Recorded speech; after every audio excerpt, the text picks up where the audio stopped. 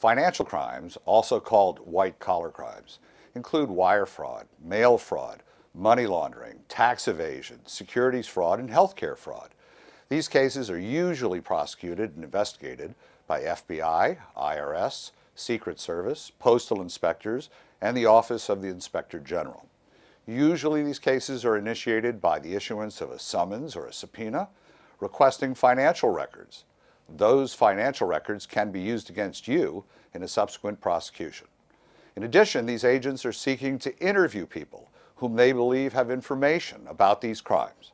Before you speak to an agent, before you respond to a summons or a subpoena, you should seek the services of an experienced criminal defense lawyer, one experienced in the investigation of financial crimes.